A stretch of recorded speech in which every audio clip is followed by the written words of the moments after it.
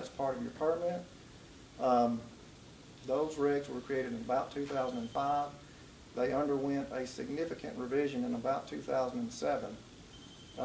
Between the time they were first initiated and the second time, and the revision they underwent, which we participated in the stakeholder process, that process was a 2-year process. It involved researchers from the University of Arkansas, from NRCS, from FSA, from ANRC, from USGS. So there were a bunch of folks in the room, scientists and researchers involved in creating this permit, or the nutrient management plan rig. Between the time they were initially released and the review process, there was an independent review done of, I believe it was either 13 or 15 southern state phosphorus indexes. And the phosphorus index is what your nutrient management plan is based on. This independent review was done by a researcher out of North Carolina State University. She compared all the southern state indices, and Arkansas came out to be the top 1 or 2 most restrictive, most of the time the top restrictive out of all those.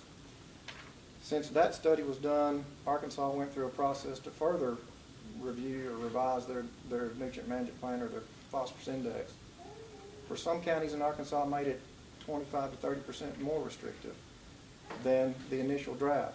So I have no doubt with those additional revisions that rule and reg where you have to use to apply your manure, chicken litter, anything like that, when you have one of these types of permits, I have no doubt ours is probably one of the most restrictive in the country. And that's not just me saying that. I've visited with our researchers at the University of Arkansas, particularly one of them who is nationally and internationally renowned for his work in phosphorus fate and transport. He says ours is probably one of the most restrictive in the country. So that is part of their nutrient management plan. That nutrient management plan becomes part of their permit. And that nutrient management plan was included with their notice of intent. That nutrient management plan was posted on their website for anyone and everyone to see. To kind of get to the issues at the public hearing last week that were complained about, mostly by the environmental community.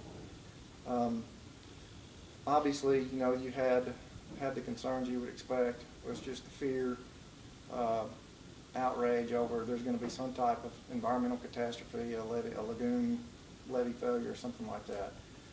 Arkansas's swine industry, it's now been, probably 2 or 3 decades. We have never had a lagoon failure in Arkansas. ADEQ even said, the chief of their water division, I believe, visiting with him, said he cannot recall us ever having an issue with that. So, and a lot of the things that you follow on the internet, with the blogs,